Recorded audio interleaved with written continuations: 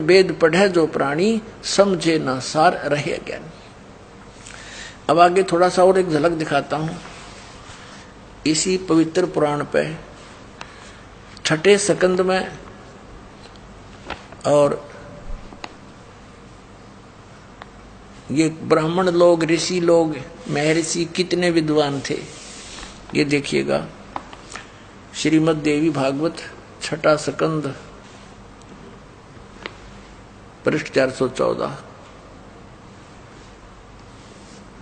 और यहां देखिएगा, जन्मेजय ने पूछा, जन्मेजय ने पूछा, महाभाग किस युग में कैसा धर्म का स्वरूप है, इस संपूर्ण विषय को विशेष रूप से बताने की कृपा कीजिए।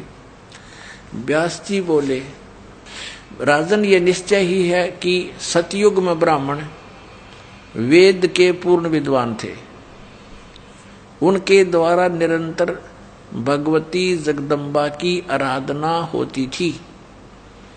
भगवती का दर्शन करने के लिए उनका मन सदा ललायित रहता था।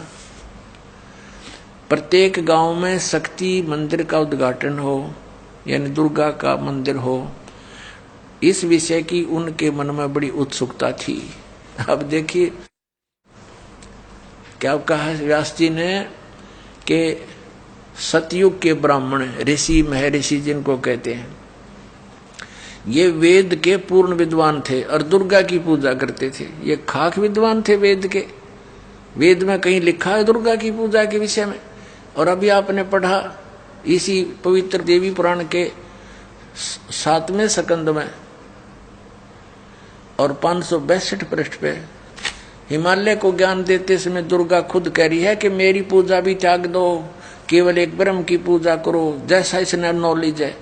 और कहा उसका ओम नाम है, ओम नाम का जाप करो, ब्रह्म प्राप्ति उद्देश्य रखो, इससे तुम्हारा कल्याण होगा और तुम उसको प्राप्त कर जाओगे जो ब्रह्म लोक में रहता है।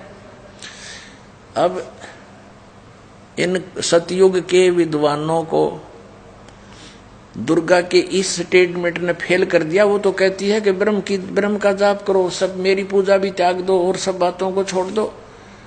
और ये वेद के विद्वान कवावे और ये कहते हैं कि वो दुर्गा की पूजा करया करते। बताओ, ये है इनका अध्यात्म ज्ञान। अब देखिएगा, हम पढ़ रहे हैं, ये छठा स्कंद आपको दिखाया, फिर देख लीजिए एक बार। 414 पृष्ठ है। जन्मेजय ने पूछा, महाभाग किस युग में कैसा धर्म का स्वरूप है, इस संपूर्ण विषय को विशेष रूप से बताने की कृपा कीजिए। व्यास जी बोले, राजन, यह निश्चय है कि सतयुग में ब्राह्मण वेद के पूर्ण विद्वान थे और उनके द्वारा निरंतर भगवती जगदम्बा यानी दुर्गा की आराधना होती थी। भगवती का दर्शन करने के लिए उनका मन सदा ललायित रहता था और प्रत्येक गांव में शक्ति मंदिर का उद्घाटन हो, इस विषय की उनके मन में बड़ी उत्सुकता थी। बताइए, खाक विद्वान थे वेद के विद्वान का, और पूजा करें दुर्गा की।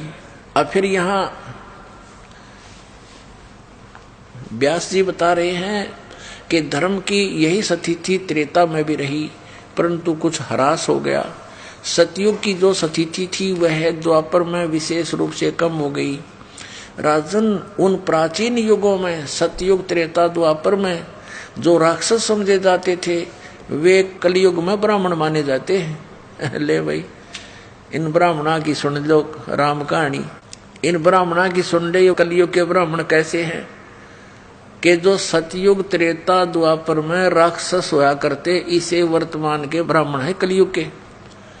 और इन ब्राह्मणों ने कबीर परमात्मा के साथ वो जुल्म गुजारे थे, जो परमात्मा कहा करते थे तुम गलत साधना कर रहे हो बच्चों, क्यों ब्राह्मण भी तो उसी के बच्चे हैं पूर्ण परमात्मा के। वो सबको सावधान करना चाहते थे कि तुम दोषी हो रहे हो इनको गुमराह करके, लेकिन उन्होंने ऐसे जुल्म गुजारे थे, उनका लीला पढ़ लो तो आंखों से आंसू नहीं सूखे हैं। और ऐसे कर्म राक्षस ही कर सकते हैं।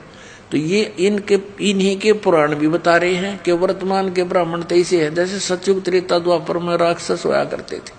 ये देखिए, धर्म की यही सती थी, त्रेता में रही परंतु कुछ ह्रास हो गया था। सतयुग की जो सतीथि थी वह द्वापर में विशेष रूप से कम हो गई थी।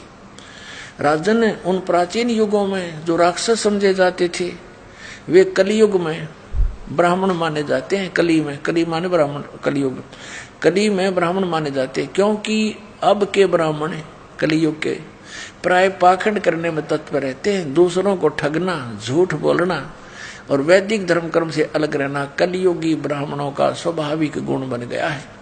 आज से 600 वर्ष पहले परमात्मा ने बताया था